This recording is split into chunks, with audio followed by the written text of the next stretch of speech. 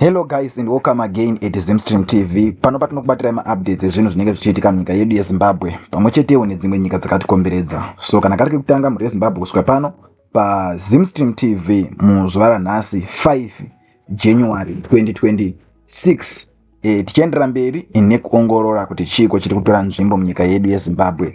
So kana kari kutanga muri yeZimbabwe kusvika pano paZimstream TV tinokukumbirisa nenyasha dzaMwari, tinokukumbirisa nenyasha dzaJehovha kuti ugare waita like, subscribe, then turn on the notification bell so that you will never miss any video, so that you will never miss any update. Muri yeZimbabwe muzuva ranhasi panguva ino tine update yatiri kukubatirai iyo yatasangana nayo isusu mubepanhau reNew Zimbabwe Publication. Ndiro bepanhau rine mashoko ose aticataura pano muri yeZimbabwe.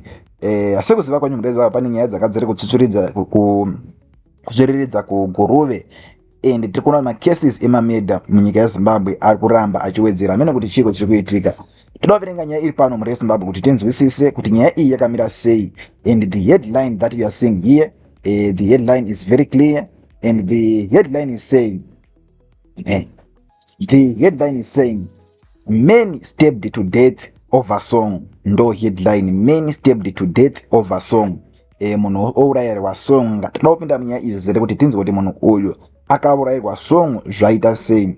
In yet another case of senseless killings that have gripped the nation, a 26-year-old man stabbed to death a fellow villager in Masvingo following a dispute over song. So as we are saying, a 26-year-old man stabbed to a death a fellow villager. So this guy ane 26 years old ndiye akafura umwe wake, akafura a fellow villager in Masvingo over a dispute over a song.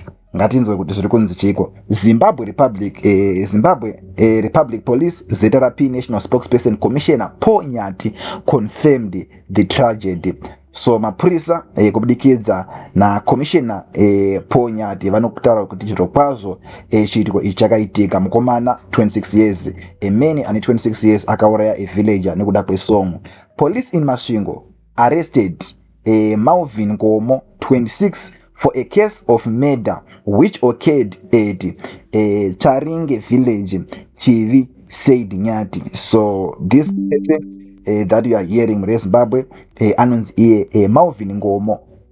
Malvin Ngomo chitiko chakaitikira at Charinge village ndo zvinotaurwa naVanyati.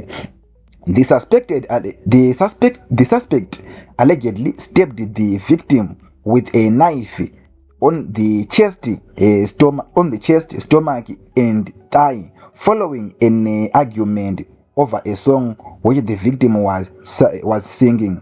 The victim died on the spot. So as we are hearing in Zimbabwe, akabva atongorohwa zvinonzi akarohwa nebanga muchest, akarohwa nebanga mudumbu, akarohwa nebanga futi zvakare pathigh, chinzi following an argument over a song which the victim was singing. So this song yanga ichiimbwa nemunhu akazobayiwa nebanga.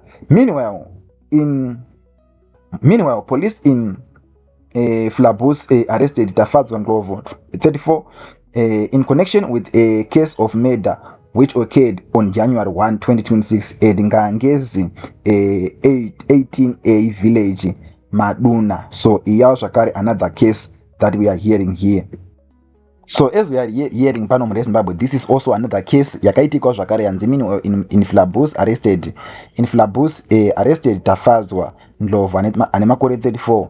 Chinzi ane zvakare akasungirwa zvakare in connection with another murder case which occurred on January 1, 2026 at Ngangezi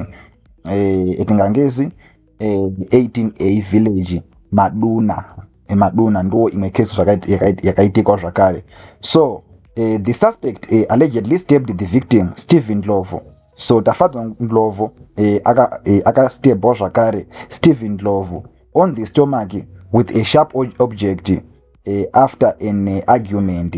Investigations by the police established that the suspect have intervened to stop the victim from attacking his wife over allegation of infidelity. So as we are hearing, the investigation by police established that the suspect he had intervened to stop the victim from attacking his wife of allegation of infidelity. So this person akaurayiwa mu Zimbabwe anga achiataka mukadzi wake.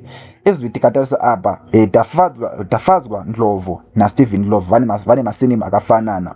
So uyu anonzi Stephen Ndlovu uyu anga achirova mukadzi wake. Ndozvo zviri kubatidza in this sense zvinoratidza kuti Stephen Ndlovu anga achiuraya mukadzi wake, but that person seems to be a brother because vane masinema akafanana.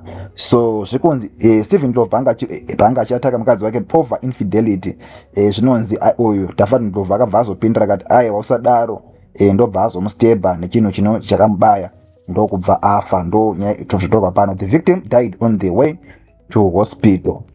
Ndo zvazviri kuratidza pano, akazofa ava kuenda kuhospital. So hapasi kubuda for in details kuti nyaya idzi dzakamira sei, but nyaya idzi dzakaitika muZimbabwe as you are hearing them according to New Zimbabwe publication.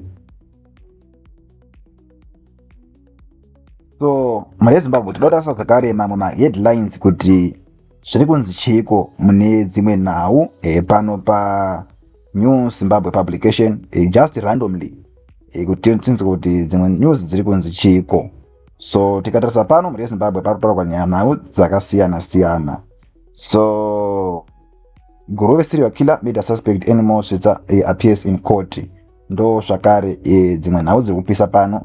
Guruve serial killer appeared in court. So this person ane munyama zvake kuti akazongospreadwa ari iye, but asiri iye the serial killer anga ari kukonzeresa. So Supreme Court dismisses made appeal after 9 year delay. Ndo nyaya imwe zvakare iri pano zvonzi 4 perish, 12 injured in a combi crash along Bulawayo Victoria Falls road. Ndeimwe futhi zvakare news zvikanzi Olinda Chapel apologized to Stana's ex-wife. So vafanzo zvakare High Court chides magistrate for mishandling a case involving mentally ill accused person. Ndo zviri pano muZimbabwe. Notorious Guruve murder rape suspect finally arrested. Idzakabuda few days ago makadzinzwa news idzodzo. So tichosangana zvakare muZimbabwe pano pa Zimstream TV tichizokubatisai kuti chiko chinenge chaitika munyika yedu yeZimbabwe. For you to be part and parcel yezvese zvationa nazvo pano, subscribe, turn on the notification bell, and for now is bye.